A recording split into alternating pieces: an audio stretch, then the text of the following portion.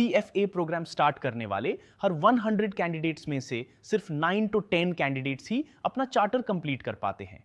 बाकी 90 कैंडिडेट्स बीच में ही छोड़ देते हैं क्योंकि वो फीस, टाइम और सैलरी का सही कैलकुलेशन लगाए बिना ही स्टार्ट कर देते हैं। आज हम बात करेंगे CFA का रियल ट्रूथ। फीस कितनी लगेगी, सैलरी कितनी मिलेगी, स्कोप क्या है 2026 to 2027 में और इससे कंप्लीट करने में टाइम कितना लगता है। इस वीडियो के एंड तक आपको पता चल जाएगा कि CFA आपके लिए है भी या नहीं। तो चलिए शुरू करते हैं। सबसे पहले बात करते हैं फीस की, क्योंकि यही सबसे बड़ा कंफ्यूजन है। CFA इंस्टीट्यूट ने 2026 में अपना फी स्ट्रक्चर बदला है। पहले जो वन टाइम $350 का एनरोलमेंट फी लगता था वो अब हटा दिया गया है, लेकिन इसका मतलब ये नहीं कि CFA सस्ता हो गया है।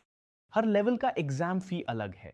लेवल 1 और लेवल 2 के लिए अर्ली रजिस्ट्रेशन में आपको $1,140 देने होंगे, यानी लगभग 1.10 लाख रुपीस। और अगर आप लेट करते हैं तो ये $1,490 तक चला जाता है, यानी करीब 1,43,000 रुपीस। लेवल 3 थोड़ा महंगा है, 1,240 to 1,590 तक, यानी लगभग 1,19,000 रुपीज से 1,53,000 रुपीज।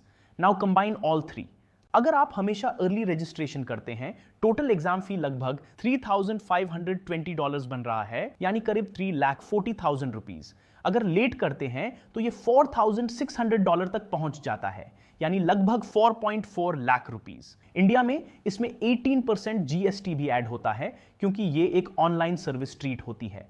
तो सिर्फ एग्जाम फीस GST के साथ आपको 4 से 5,20,000 तक पड़ सकती है। लेकिन यही सब कुछ नहीं है। अगर आप थर्ड पार्टी स्टडी मटेरियल लेते हैं या कोई कोचिंग ज्वाइन करते हैं तो ओवरऑल कॉस्ट इंक्रीज हो जाता है। Realistic all in cost coaching और मटेरियल मिलाकर 4.5 से 7 लाख रुपीस तक जा सकता है। तो जब कोई कहता है CFA सस्ता है CA या MBA के कंपैरिजन में, ये सिर्फ हाफ ट्रूथ है। अब फीस तो क्लियर हो गई, लेकिन एक जेन्युइन क्वेश्चन, ये पूरा प्रोग्राम कंप्लीट करने में आपको कितना टाइम लगेगा? This is the exact part जहां लोग सबसे ह्यूज मिस्टेक्स करते हैं। CFA इंस्टीट्यूट खुद कहता है कि हर लेवल के लिए लगभग 300 आवर्स की स्टडी चाहिए। तीनों लेवल मिलाकर ये 900 आवर्स बन जाते हैं। अगर आप एक एग्जाम विंडो मिस नहीं करते और फर्स्ट अटेम्प्ट में क्लियर करते हैं तो तीनों लेवल क्लियर करने में रियलिस्टिकली 3 से 4 इयर्स लग जाते हैं। लेकिन ये सिर्फ आधा सच है। चार्टर होल्डर बनने के लिए आपको सिर्फ एग्जाम्स क्लियर करना काफी नहीं है, आपको कम से कम 4,000 आवर्स का रेलेवेंट वर्क एक्सपीरियंस भी चाहिए, जो मिनिमम 36 मंथ्स में कंप्लीट होना चाहिए। ये एक्सपीरियंस आप एग्जाम्स से पहले, एग्जाम्स के टाइम या बाद में भी गेन कर सकते हैं। लेकिन अगर आपका एक्सपीरियंस इन्वेस्टमेंट डिसीजन मेकिंग से लिंक्ड नहीं है तो वो काउंट नहीं होगा। तो जब आप सब कुछ कंबाइन करते हैं, एग्जाम्स प्लस एक्सपीरियंस, एक एवरेज स्टूडेंट के लिए पूरा चार्टर मिलने में 4 से 5 इयर्स लग जाते हैं। कई लोगों को इससे ज्यादा भी लगता है, क्योंकि पास रेट इतना आसान नहीं है। और बात यही खत्म नहीं होती, क्योंकि अगर आप सोचते हैं कि बस पढ़ लिया तो क्लियर हो जाएगा, तो CFA का पास रेट आपको शॉक कर देगा।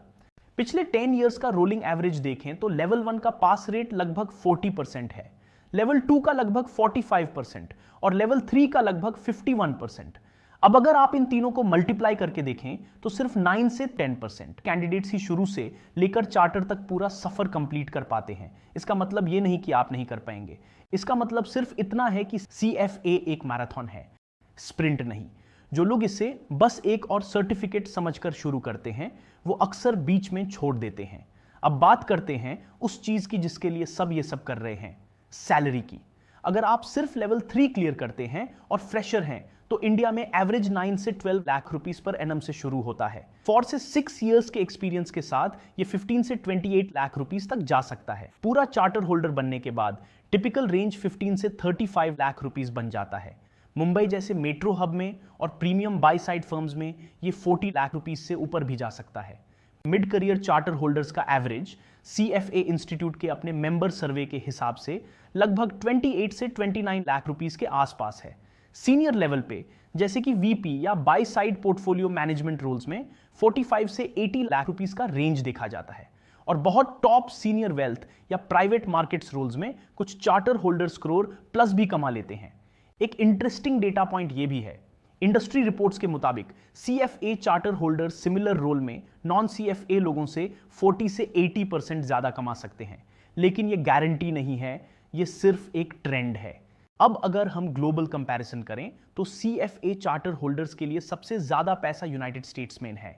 वहां entry level buy side analysts 85,000 to 1,20,000 तक कमा लेते हैं, यानी लगभग 82 lakh rupees to 1.16 crore rupees. और सीनियर पोर्टफोलियो मैनेजर्स का total compensation 2,50,000 to 5 lakh dollar तक जाता है, मतलब 2.4 से 4.8 करोड़ रुपीस से ज्यादा। स्कोप भी वहां बड़ा है क्योंकि CFA इंस्टीट्यूट खुद US में बेस्ड है और कंपनीज जैसे ब्लैक रॉक, वैनगार्ड जैसी दुनिया की सबसे बड़ी एसेट मैनेजमेंट फर्म्स वहीं हेडक्वार्टर्ड हैं। लेकिन इंडियन चार्टर होल्डर्स के लिए यह समझना भी जरूरी है कि US में वीसा और रीलोकेशन अपने आप में एक अलग चैलेंज है। अब सबसे इंपॉर्टेंट सवाल, क्या CFA 2026 में सच में इतना स्कोप है जितना लोग क्लेम करते हैं? पहले एक रियलिटी चेक समझ लीजिए। CA फाउंडेशन और दोनों ग्रुप्स क्लियर करने के बाद स्टूडेंट को 2 साल की आर्टिकलशिप करनी पड़ती है एंड इस ड्यूरेशन में स्टाइपेंड सिर्फ 4,000 टू 6,000 रुपीस पर मंथ मिलता है। छोटे शहरों और छोटे फर्म्स में ये और भी कम हो सकता है। याद रहे, ये स्टाइपेंड है, सैलरी नहीं। अब CFA की तरफ देखिए। जैसे ही आप सिर्फ लेवल 1 क्लियर करते हैं, आप जॉब मार्केट में एंटर कर सकते हैं। और ये कोई स्टाइपेंड नहीं होता, ये एक रियल एंट्री लेवल सैलरी होती है जो 6 to 8 lakh rupees per annum तक बन जाती है। मतलब CA आर्टिकलशिप के एक पूरे साल का स्टाइपेंड CFA लेवल 1 क्लियर करने वाला कैंडिडेट सिर्फ 1 या 2 महीने में कमा लेता है। और ये गैप यही नहीं रुकता। जब एक CA स्टूडेंट 3 साल की आर्टिकलशिप में स्टाइपेंड पे गुजारा कर रहा होता है, तब CFA लेवल 1 क्लियर कर चुका कैंडिडेट रियल सैलरी कमा रहा होता है, खुद का इंडस्ट्री एक्सपीरियंस बना रहा होता है। वही एक्सपीरियंस उसके 4,000 आवर्स रिक्वायरमेंट में भी काउंट हो जाता है।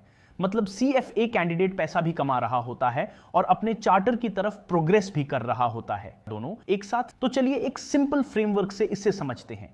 CFA आपके लिए सही है अगर आप रिसर्च, पोर्टफोलियो मैनेजमेंट या वेल्थ मैनेजमेंट में करियर बनाना चाहते हैं और आप 3 टू 5 इयर्स का कमिटमेंट दे सकते हैं। CFA शायद आपके लिए सही नहीं है अगर आप सिर्फ एक सेफ बैकअप सर्टिफिकेट ढूंढ रहे हैं, या अगर आपको लगता है ये CA जैसा डायरेक्ट प्लेसमेंट देगा। वो एक्सपेक्टेशन ही गलत है। बॉटम लाइन, CFA एक इन्वेस्टमेंट है जैसा MBA है, रिटर्न मिलता है, लेकिन वो ऑटोमेटिक नहीं, उसे कमाना पड़ता है।